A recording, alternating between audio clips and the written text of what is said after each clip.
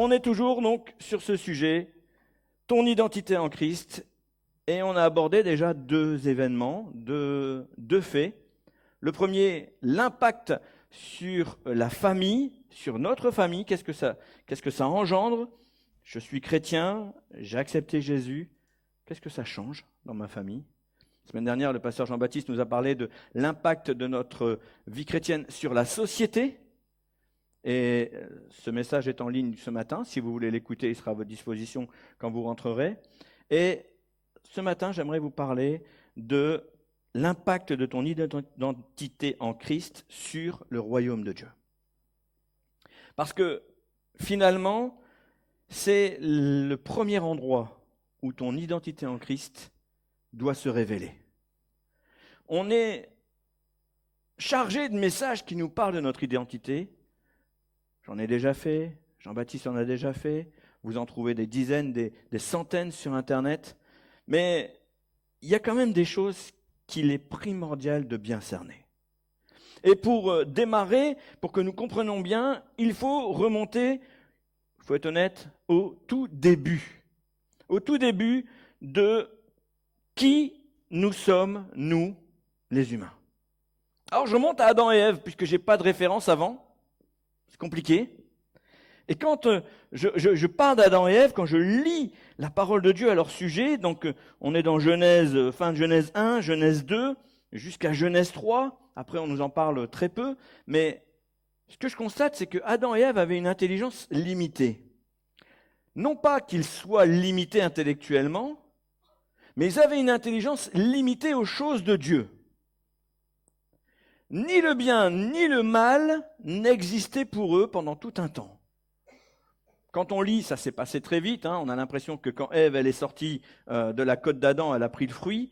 Ça se trouve, il s'est passé 1 an, 10 ans, 50 ans, 100 ans, on n'en sait rien. Il s'est passé quelques temps. Mais en tout cas, jusqu'à ce qu'ils goûtent au fruit de la connaissance du bien et du mal, ils n'avaient pas cette intelligence-là. Tout était naturel. Et leurs échanges avec Dieu étaient fluides. Ils parlaient, Dieu leur répondait, ils répondaient à Dieu, et il pouvait y avoir des conversations. On le voit, ne serait-ce qu'au moment de la chute, Dieu vient, il parle, et Adam lui répond. C'est fluide, c'est naturel. Toutes les choses se font simplement. Et puis, après avoir communiqué sans filtre, et le péché est arrivé, ils ont été chassés du jardin d'Éden. Mais je constate encore que Dieu n'a pas coupé la communication. Dieu n'a pas rompu ce lien. Celui qui a rompu le lien, finalement, c'est l'homme. Parce que si vous continuez la lecture, vous arrivez dans Genèse 4, et ce que vous constatez, c'est que Caïn et Abel avaient une connaissance de Dieu. Ils lui ont fait un sacrifice. Ils savaient. Le sacrifice d'Abel a été agréé, le sacrifice de Caïn n'a pas été agréé, et Dieu est venu lui parler. Et il a répondu à Dieu, jusqu'à ce qu'il commette son meurtre. Et là encore, Dieu vient lui parler, et lui, il répond à Dieu, suis-je le gardien de mon frère? Donc cette communication entre Dieu et les hommes n'a pas été rompue par Dieu, mais elle a été rompue par les hommes. Et si vous lisez, si vous continuez de lire, Genèse 4, 5, 6, vous allez vous apercevoir que Caïn est le dernier à entendre, enfin, c'est le dernier sur lequel il est écrit qu'il parle avec Dieu, jusqu'à Noé.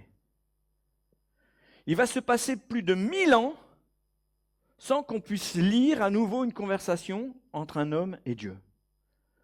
À l'exception d'Enoch, on est sûr qu'il y a eu quelque chose.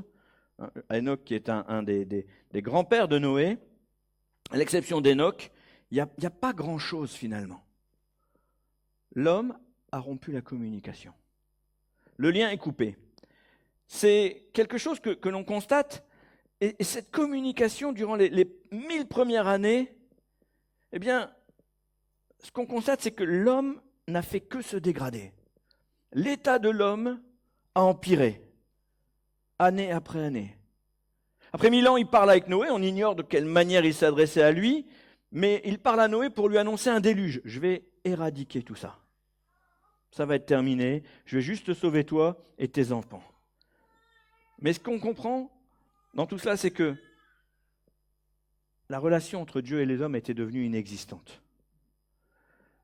Combien d'hommes pensaient même encore à Dieu?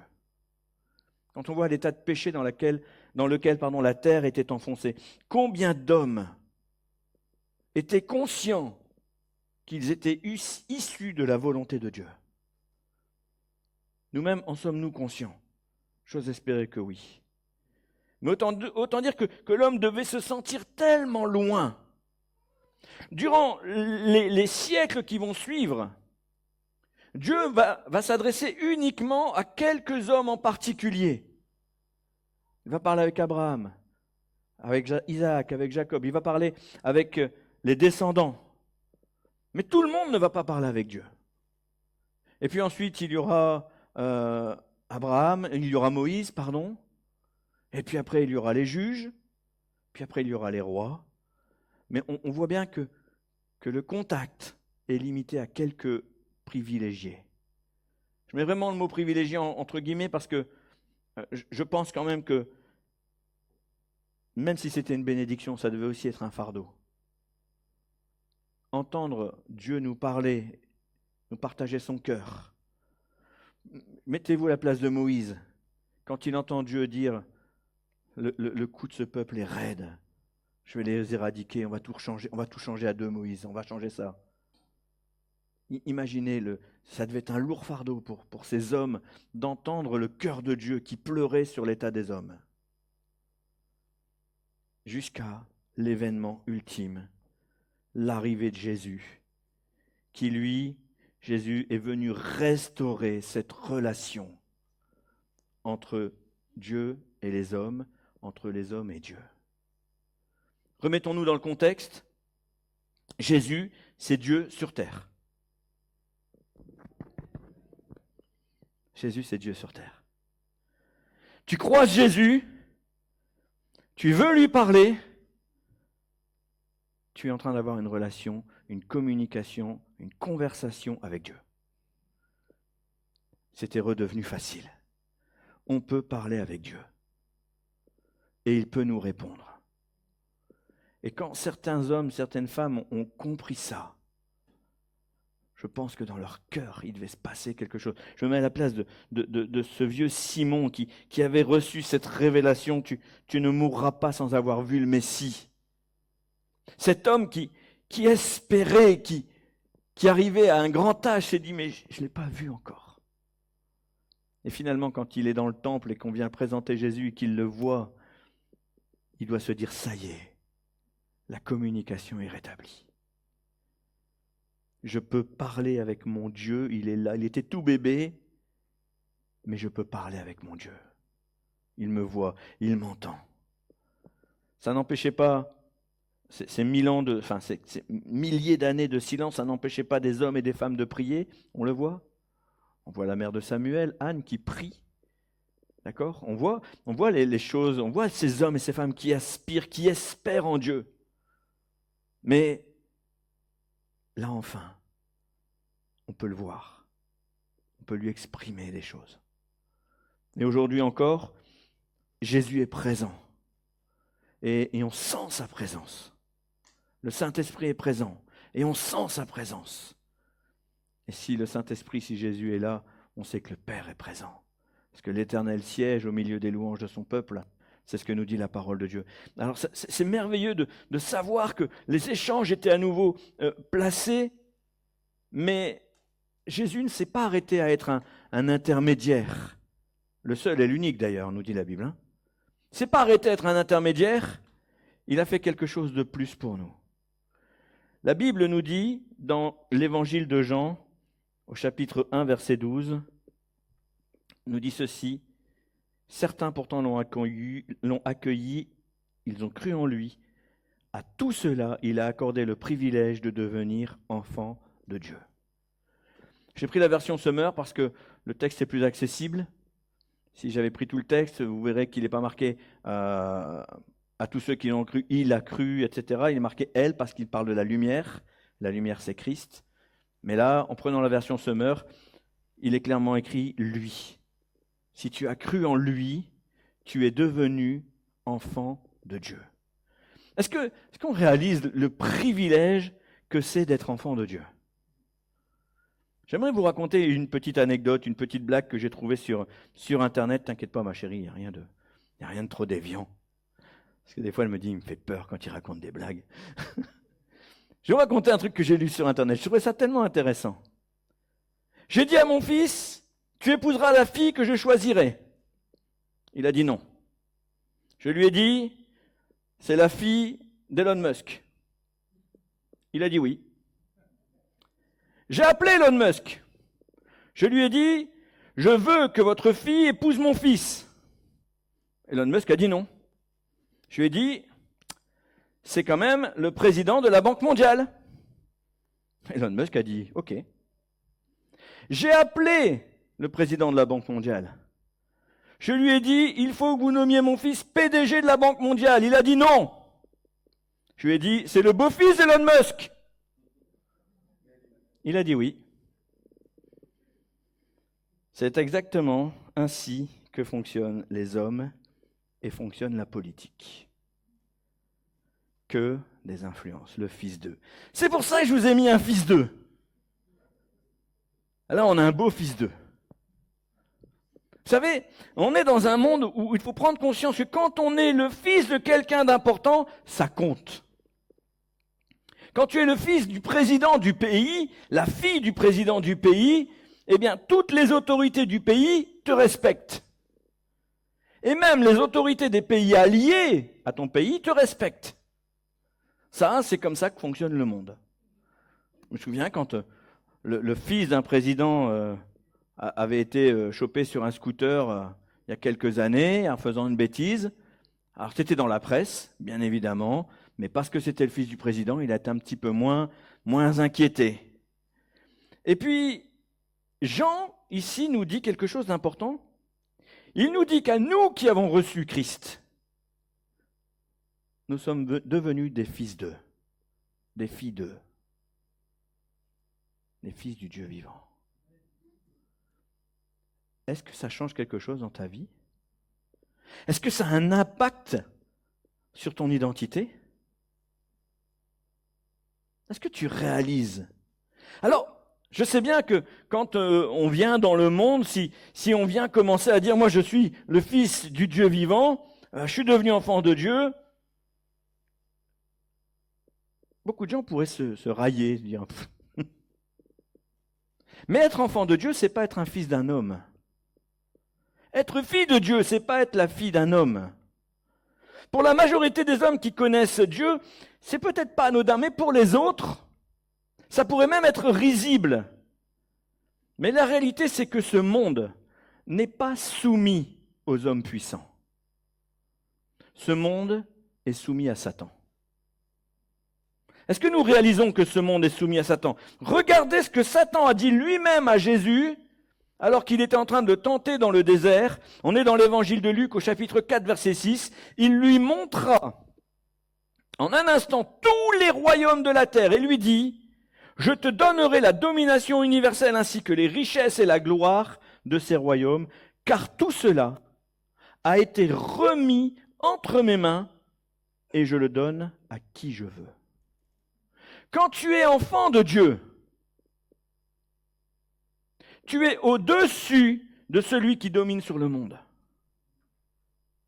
Il va vraiment y avoir un problème d'enceinte. Allô? Est-ce que tu entends ça? Jésus n'avait pas besoin que Satan lui donne quoi que ce soit. Ça lui appartenait déjà. Le monde s'imagine qu'il domine. Alors peu importe si les hommes t'accordent cette importance en tant qu'enfant de Dieu. Peu importe, c'est pas l'essentiel. Les autorités de ce monde, les autorités célestes, celles qui dominent, savent ce que ça veut dire être enfant de Dieu. Les démons arrivaient devant Jésus et qu'est-ce qu'ils faisaient? Ils tremblaient. Les choses étaient incroyables quand Jésus était là. La puissance qui domine ce monde est totalement soumise à la puissance de ton Père. Amen? Est-ce que tu prends conscience de ça? Ton identité en Christ, c'est d'être enfant de Dieu. celui qui domine sur le monde. Voilà qui change tout. En tant qu'enfants de Dieu, nous dominons sur le monde. Et regardez ce que Jésus nous dit dans Luc 10, 19. Il nous dit, « Voici, je vous ai donné le pouvoir de marcher sur les serpents et les scorpions et sur toute la puissance de l'ennemi, et rien ne pourra vous nuire. » Waouh! Ça fait plaisir ça, non? Et encore là, il n'avait même pas reçu le Saint-Esprit. Il a juste envoyé 70 hommes, hein, peut-être des femmes, mais il dit 70 hommes, pour annoncer la bonne nouvelle. Et là où il marchait, la puissance de l'ennemi reculait. Mais, si je suis un pasteur, je dois ajouter un mais. Parce qu'il y a un mais. La Bible nous dit que Dieu ne change pas, et c'est plutôt rassurant. Mais je constate aussi que Satan ne change pas. Ce n'est pas parce qu'il a perdu qu'il est défaitiste. Ce n'est pas parce qu'il a été vaincu qu'il arrête la guerre. Ce n'est pas parce qu'il a été ridiculisé qu'il abdique. Il continue de nous mener la vie dure. Et la manière dont il agissait jadis, eh bien, est reproduite aujourd'hui. Ça n'a absolument pas évolué. Son plan n'a pas changé. Souvenez-vous, il parle avec Ève. Et voilà ce qu'il va lui dire à Ève. Il va aller la voir. Et il va lui dire, dans cette forme de serpent, « Est-ce que vraiment Dieu t'a dit ça ?» Nous qui sommes enfants de Dieu, au même titre que Ève était enfant de Dieu, son identité directe, c'était enfant de Dieu. Il n'y avait pas de parents. Elle savait parfaitement qui elle était. Mais voilà, le serpent est arrivé. Et regardons ce qu'il lui a dit. Genèse, chapitre 3, verset 1. « Or, le serpent était le plus sournois qu'aucune bête des champs que le Seigneur Dieu avait faite. Il dit à la femme, « Vraiment, Dieu a-t-il dit, vous ne mangerez pas de tous les arbres du jardin. » Vous ne mangerez pas du tout, de tout arbre du jardin. Et regardez comment le diable sème le doute. Il interroge Ève sur ce que Dieu a dit, alors qu'il sait très bien ce que Dieu a dit. Et Ève, est-ce qu'elle sait ce que Dieu a dit? À votre avis, est-ce que Ève sait ce que Dieu a dit? Évidemment. Donc Ève sait ce que Dieu a dit, le serpent sait ce que Dieu a dit, Dieu sait ce que Dieu a dit. Mais sa sournoiserie est telle que Ève va se sentir déstabilisée. Elle va chercher à se défendre et elle va dire, on peut manger de tout, sauf de l'arbre de la connaissance du bien et du mal. Parce que si on en mange, on mourra. Et le diable, il vient voir et il lui dit, mais c'est pas vrai, Ève. D'abord, il sème le doute, parce qu'il la pousse à réfléchir sur un sujet anodin. Il n'y avait qu'une seule chose à faire. Il n'y avait qu'une seule règle, qu'une seule loi. Sur un sujet anodin. Il sème le doute. Elle se pose des questions. Et puis finalement, il retourne la situation. Vous avez entendu le... C'est beau, là. Il faut voir si vous êtes encore réveillé. Il retourne la situation. Et là, elle se dit, c'est vrai, on peut manger de tout. Et elle oublie, sauf. Et là, une fois que le doute est semé, eh bien, le péché va arriver. Le diable se sert d'une vérité. Vous pouvez manger de tous les arbres pour semer le doute, le chaos et le péché. Il utilise la vérité pour créer un doute, pour semer le trouble. Et on peut tirer deux enseignements de ça. Le premier enseignement commence par le fait que le péché commence par une remise en question des vérités bibliques. C'est là que le péché va commencer. Dieu a-t-il vraiment dit? Et le deuxième enseignement qu'on retire, c'est que l'ennemi utilise la parole de Dieu, mais légèrement modifiée, pour t'amener la confusion, le doute et finalement même la désobéissance. Il a fait cela avec Ève, il a essayé de faire ça avec Jésus, ça n'a pas fonctionné. D'abord, avec Jésus, il vient et lui fait une promesse. Jésus lui répond par la parole de Dieu, et il se sert de la parole de Dieu pour continuer de le troubler. Après que Jésus ait jeûné pendant 40 jours, mais le caractère de Christ, sa force, sa pensée, son identité même n'est pas impactable par le diable. Il peut utiliser tous les stratagèmes qu'il veut. Jésus nous montre que son identité, il la connaît, il sait qui il est, le diable ne peut lui faire aucune promesse. L'inconvénient, c'est que nous n'avons pas cette force-là. L'homme et la femme sont constamment placés devant un choix, croire ce que Dieu dit ou croire une interprétation mensongère de sa parole. C'est ça qui s'est produit avec Adam et Ève. Et encore aujourd'hui, que ce soit toi, que ce soit moi, nous sommes face à des choix tous les jours. Est-ce que je crois ce que Dieu dit ou est-ce que je crois ce qu'un homme me dit ? Est-ce que je crois ce que Dieu est en train d'affirmer ou est-ce que je crois ce que le médecin est en train d'affirmer ? Est-ce que je crois ce que Dieu m'affirme ou est-ce que je crois ce que le banquier me dit ? Quelles sont les réalités de ta vie ? Et imaginez si Adam et Ève vivaient dans un environnement aussi merveilleux que celui-là. Le jardin d'Éden, ça devait sans doute être merveilleux. Comment pouvons-nous espérer être plus malins qu'eux ? Comment ? Mes amis, nous ne sommes pas plus malins qu'Adam et Ève. Je suis absolument sûr, je ne me permettrai jamais de juger ni Ève ni Adam parce que je suis absolument sûr que je n'aurais pas fait mieux. C'est sûr et certain. J'aurais pas été à la hauteur, pas plus qu'eux. Et comment est-ce qu'on peut être sûr ? Comment est-ce qu'on peut être sûr que notre réponse sera la bonne ? Eh bien, figurez-vous que la réponse est dans la question du serpent. La question, c'est « Dieu a-t-il dit ?» Vous êtes d'accord ? La réponse se trouve là. Qu'est-ce que Dieu a dit ? Tu dois savoir ce que Dieu a dit. Ton identité en Christ doit être impactée par ce que Dieu dit de toi. Face aux puissances des ténèbres, face au monde spirituel, qu'est-ce que Dieu dit ? Et il n'y a qu'un seul moyen de le savoir. Vous le connaissez tous. J'ai même pas besoin de le dire. Lire la parole de Dieu. Tu veux savoir ce que Dieu dit ? Lis la parole de Dieu.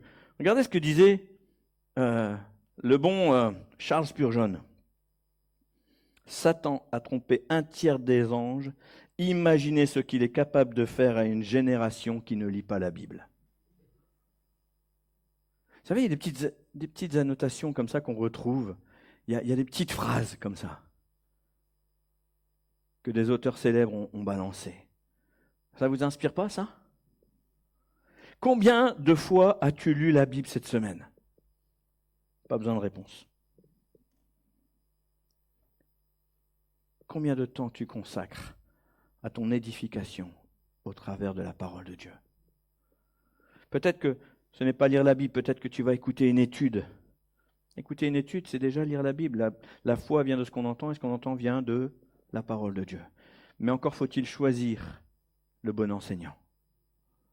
Je l'ai dit, malheureusement, les déviances viennent du fait qu'on utilise la parole de Dieu et qu'on modifie un peu l'interprétation. Nous avons besoin d'être continuellement nourris par cette parole.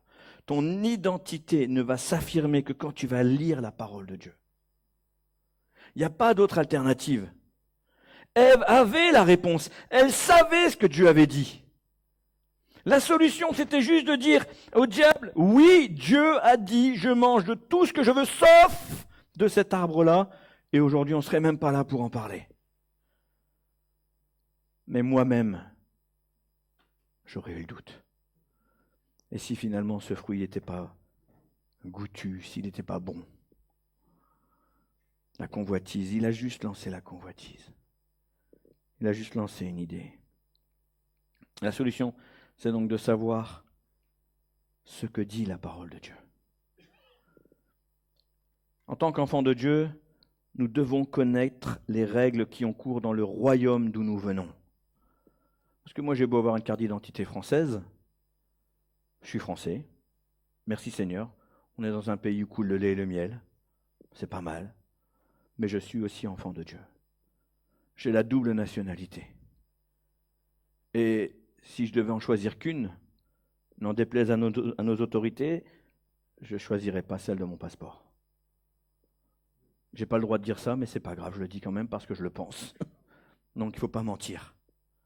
Mais je suis fier d'être français. Mais je suis plus fier d'être enfant de Dieu. Amen. En tant qu'enfant de Dieu, on doit connaître les règles. Mon identité en Christ fait de moi un héritier. C'est des mots lourds, hein? Mon identité en Christ fait de moi un ambassadeur.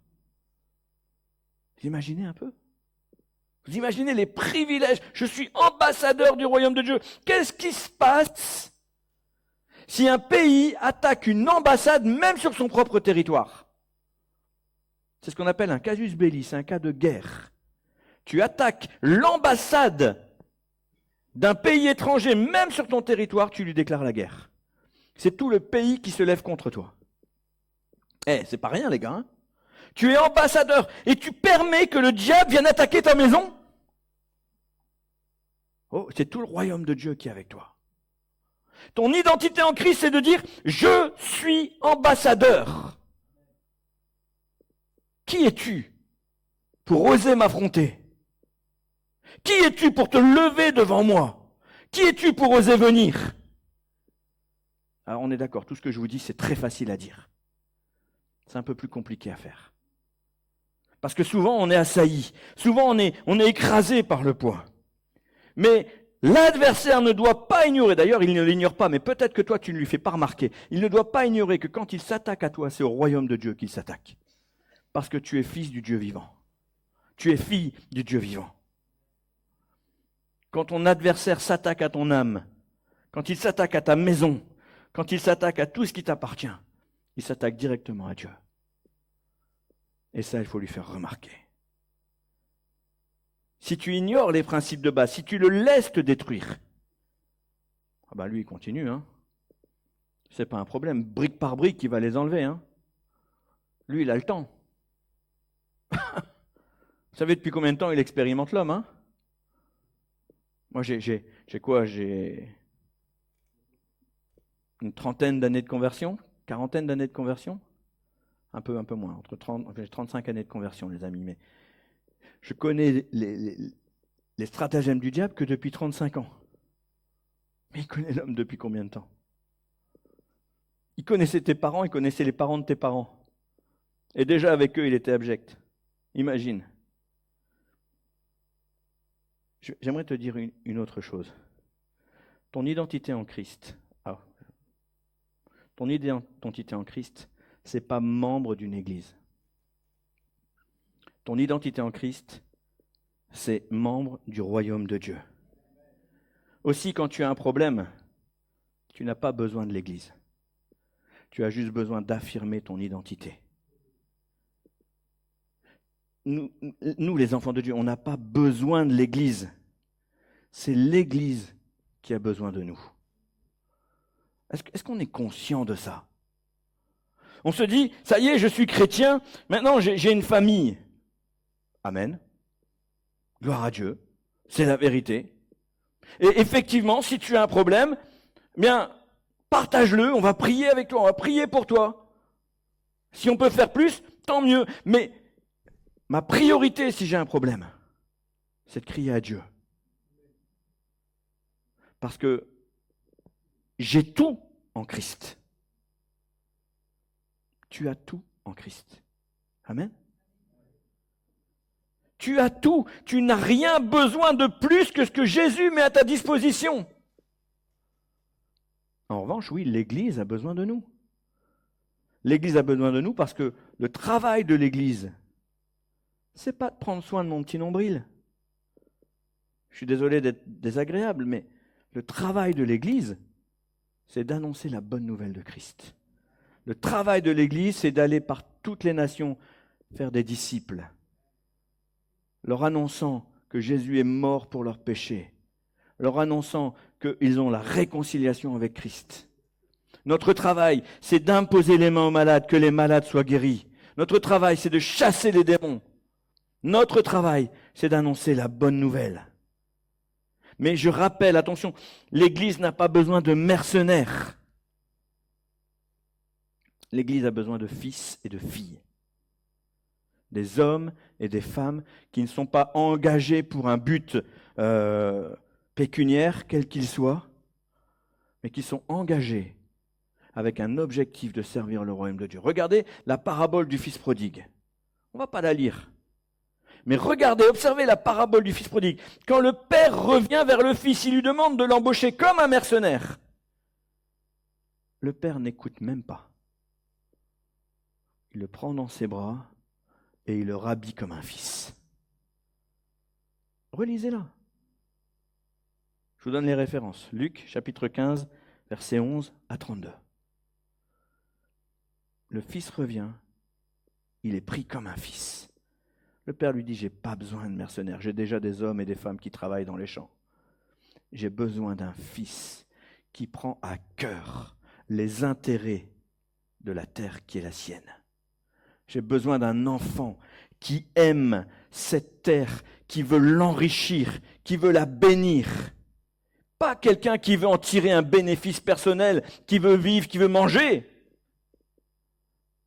Ce que je désire, c'est que tu prennes conscience qu'en tant que fils de Dieu, fille de Dieu, cette terre est la tienne, que tu la chérisses, que tu la prennes à bras-le-corps, que tu la fasses avancer, que tu la fasses grandir, que tu la fasses développer. C'est pour ça que l'Église a besoin de toi.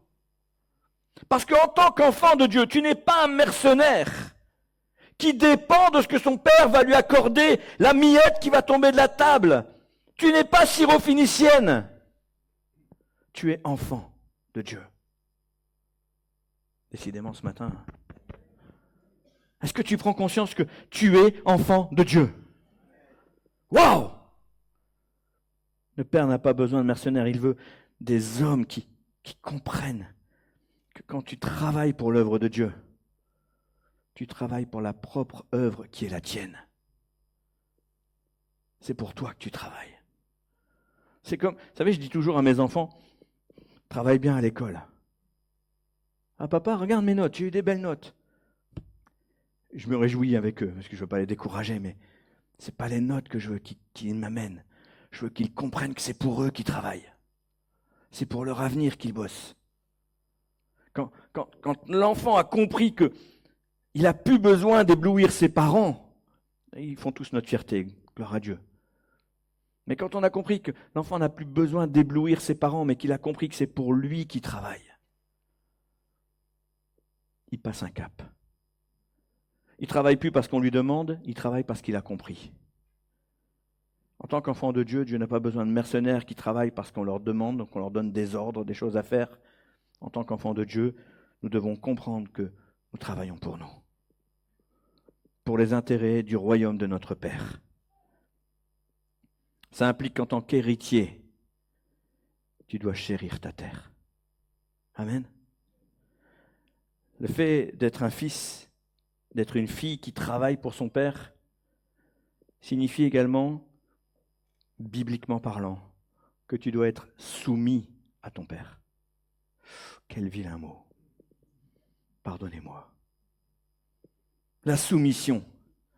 C'est presque devenu un gros mot aujourd'hui. Et j'entends vos pensées qui disent Amen, il faut qu'on soit soumis, Amen, Amen. Même pas besoin de les dire, je les ai entendus. Mais combien de fois, en tant que pasteur, on entend des hommes, des femmes, j'ai encore entendu la semaine dernière, des hommes, des femmes qui viennent nous dire « Moi, je ne suis soumis qu'à Dieu. Je ne me soumets pas à des hommes. » Alors, je vais le dire avec l'accent du Sud. « Menteur que tu es. » Pourquoi je peux dire menteur? C'est trop facile de dire « Je ne suis soumis qu'à Dieu, je ne me soumets pas à des hommes. » Parce que quand tu dis ça, tu es déjà en train de mentir. Pourquoi? Parce que si tu es soumis à Dieu, alors forcément, tu as lu sa parole. Amen. Et puisque tu as lu sa parole, tu lis ces versets qui te disent « Soyez soumis les uns aux autres. Obéissez à vos conducteurs. Soyez attentifs à la pensée. Soyez soumis en toute crainte à vos maîtres. Moi, mon seul maître, c'est Dieu, hein? Ah bon? C'est pas ce que je lis là, hein? Là, je vous en ai pris que 4. Parce qu'il n'y a pas la place pour tous les mettre, hein? Il faudrait peut-être prendre tous les murs de l'église. Combien il y a de versets qui nous disent d'être soumis les uns aux autres? Ça ne veut pas dire que, en tant qu'enfant de Dieu, je dois être soumis aveuglément à mon pasteur. C'est pas ça. On parle de quoi ce matin? On parle de notre identité en Christ. Parce que je suis enfant de Dieu, alors je choisis d'être soumis. Il n'y a pas pire bêtise que de dire je veux être soumis qu'à Dieu. La soumission, c'est pas un gros mot. Quand tu sais qui tu es en Christ, tu n'as aucun problème à être soumis. C'est aussi simple que ça. Pourquoi? Parce que quand tu sais qui tu es en Christ, tu sais que les hommes, les femmes, les autorités que Dieu établit sur toi sont celles qu'il a mises lui-même. Amen? C'est compliqué à entendre. Hein? Dieu a placé des hommes, des femmes, des autorités au-dessus de chacun d'entre nous et nous devons nous y soumettre. Les plus flagrantes sont celles de notre pays. Nous devons nous soumettre aux autorités de notre pays. Même celles-là. On n'a pas de choix. Il y a des élections bientôt. Ça ne change rien. Qui que ce soit, tu dois te soumettre.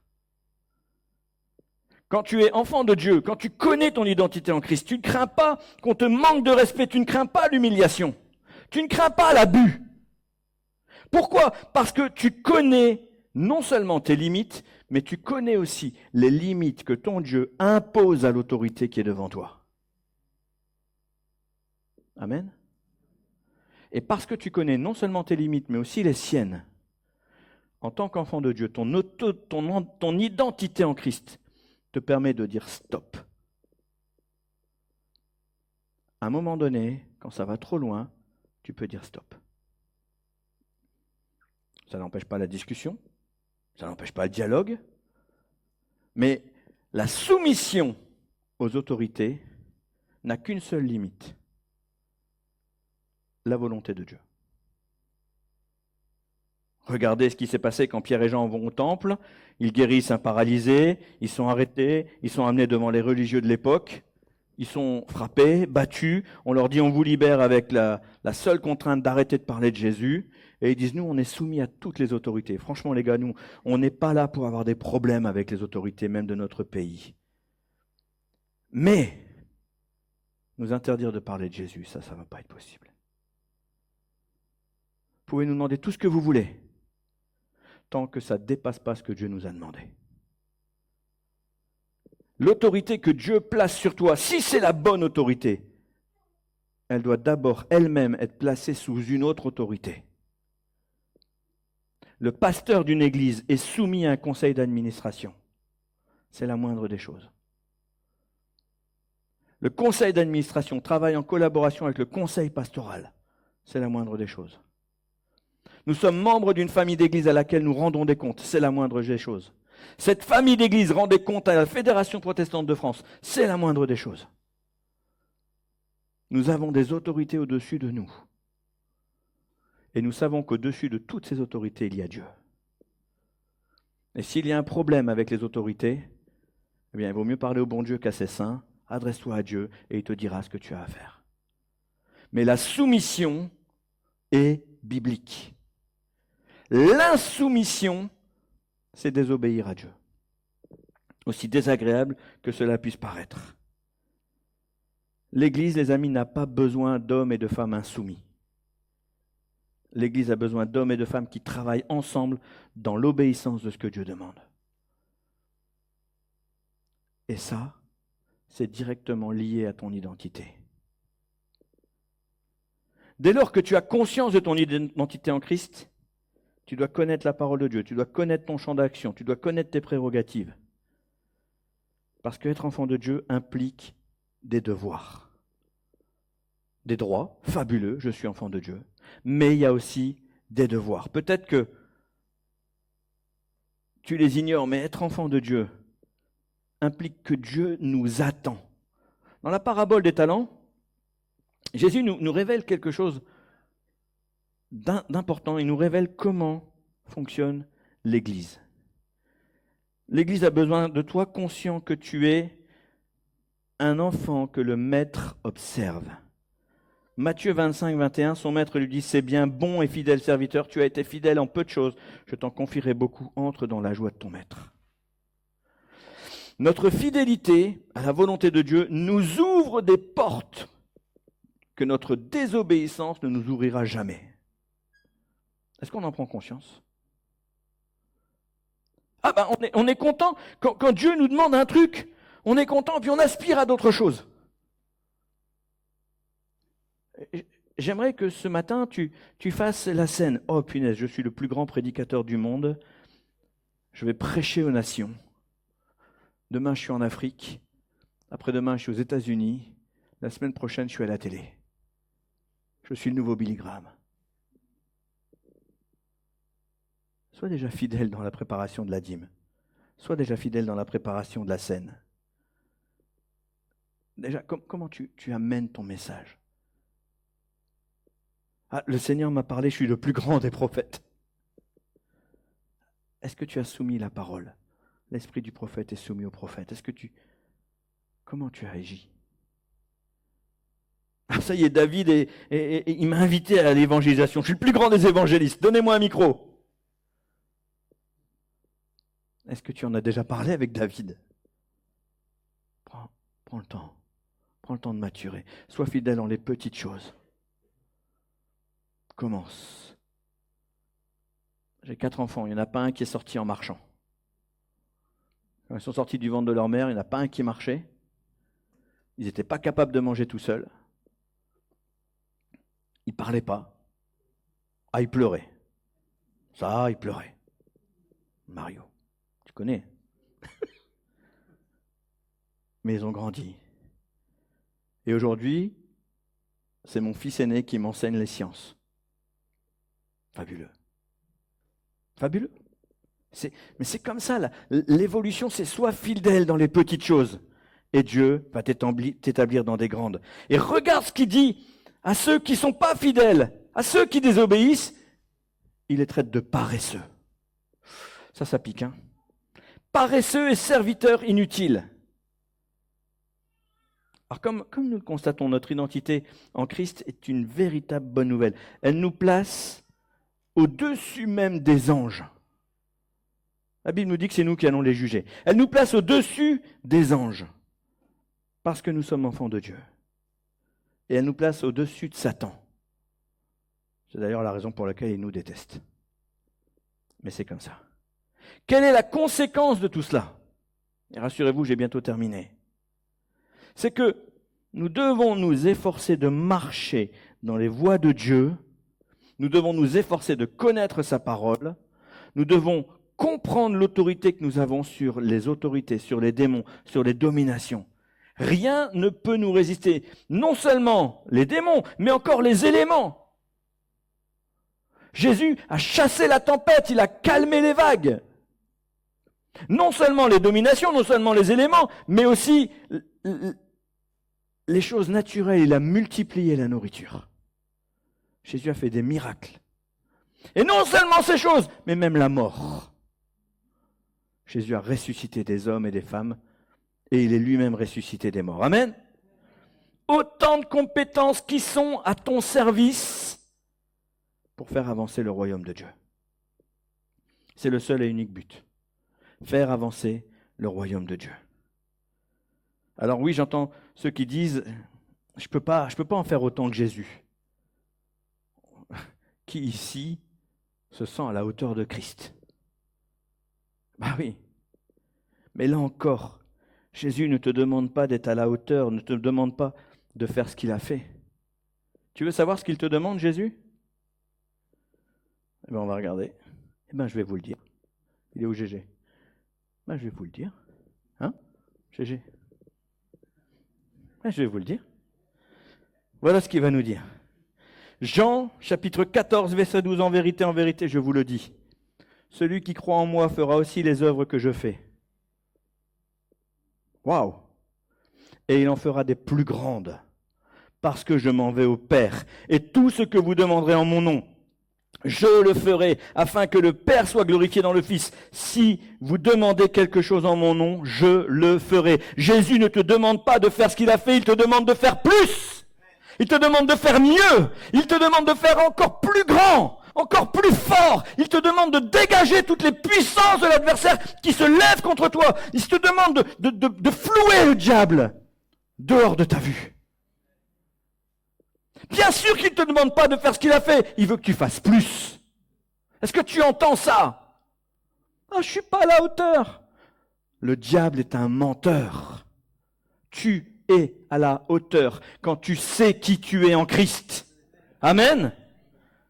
Tu peux guérir les malades, tu peux chasser des démons, tu peux multiplier les provisions, tu peux faire des miracles dès lors que tu sais qui tu es.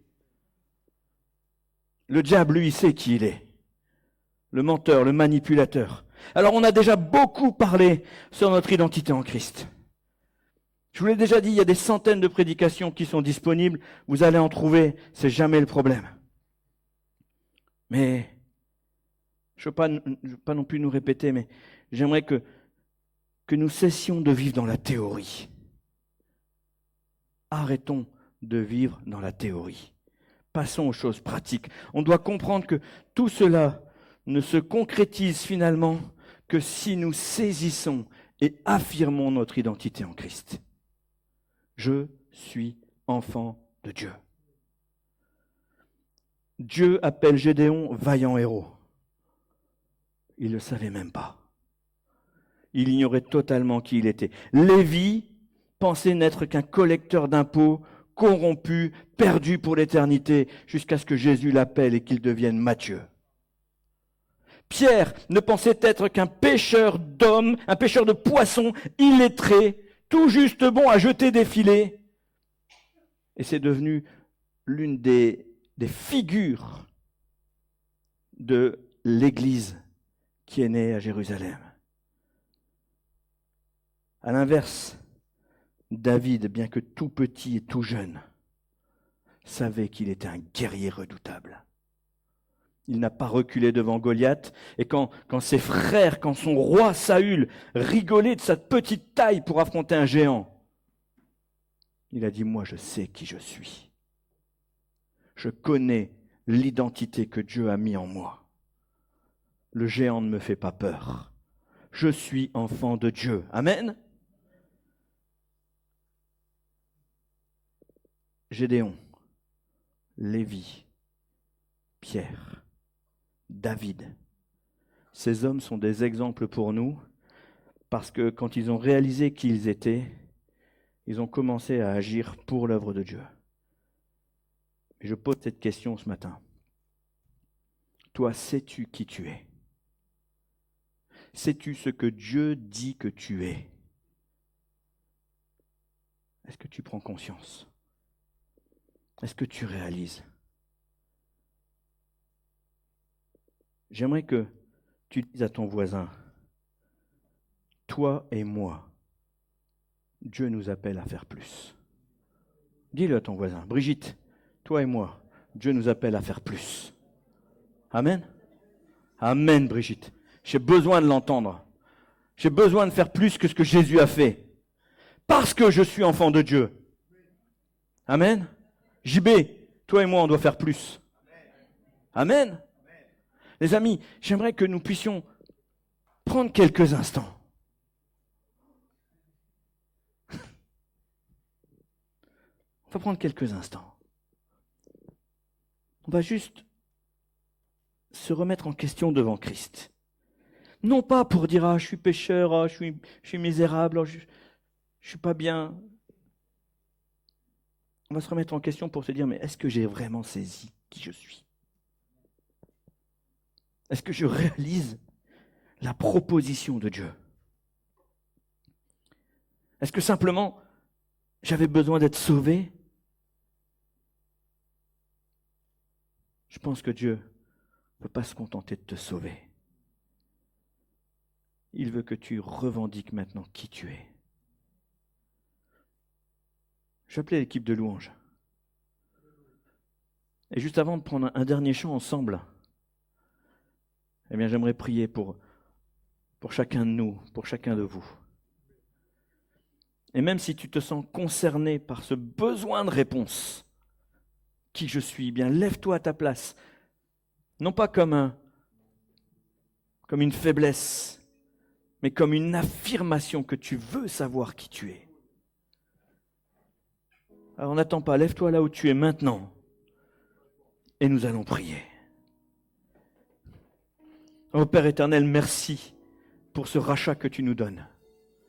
Merci pour cette œuvre merveilleuse que tu as faite en Christ. Parce que oui, tu nous as accordé la grâce, le salut, les bénédictions en abondance. Mais je sais, Seigneur, en lisant ta parole, que ton cœur n'est pas le cœur d'un Dieu lointain, mais c'est le cœur d'un Père qui aime ses enfants et qui veut que nous reconnaissions, que nous comprenions que nous sommes tes enfants, enfants du Dieu vivant. Seigneur, au nom de Jésus, je te prie maintenant d'affirmer ces choses en nos cœurs. Qui tu dis que je suis? Alain, tu as dit vaillant héros. À l'autre, tu as dit pêcheur d'hommes. Et à moi, Seigneur, qu'est-ce que tu dis? Seigneur, je te prie pour chacun d'entre nous, je veux que nous prenions conscience de ce que tu dis. Peut-être l'un est un adorateur. Peut-être l'autre est un administrateur. L'un est un évangéliste. L'autre est un encourageur. Seigneur, que nous puissions prendre conscience de qui nous sommes. Et que, conscients de ce que tu appelles sur chacune de nos vies, nous puissions nous lever et affronter la vie qui se lève devant nous, non pas comme un adversaire, mais comme un fruit à croquer, à saisir, afin que cette vie que tu mets en abondance dans nos cœurs, dans notre âme, puisse avoir le sens que tu veux lui donner. Oui, Seigneur, je te prie pour que chacun ici croque la vie à pleines dents et qu'il soit celui ou celle que tu veux qu'il soit. Seigneur, ma prière, c'est que dans mon identité en Christ, je réalise que je n'ai pas à craindre le moindre adversaire. Mais au contraire, Seigneur, que l'adversaire doit reculer devant moi, qu'il doit se soumettre, parce que j'ai une mission qui est de faire grandir le royaume de mon Père. Et ce royaume avance, ce royaume grandit. Père, au nom de Jésus, saisis-toi de nous. Parle à nos cœurs. Et manifeste toute ta grâce. Aide-nous, Seigneur, à arrêter de regarder nos chaussures comme nous disions vendredi soir entre hommes, mais que maintenant nous regardions vers le ciel. Que nous ne regardions pas à nos faiblesses, mais que nous regardions à notre espérance. Que nous ne regardions pas à nos manquements, mais que nous regardions à ton équipement. Au nom de Jésus. Amen. Amen. Les amis, on va se lever ensemble. Et au travers d'un dernier chant, on va affirmer, avant de nous quitter, que nous sommes une génération choisie. Appelée pour montrer notre espérance. Amen.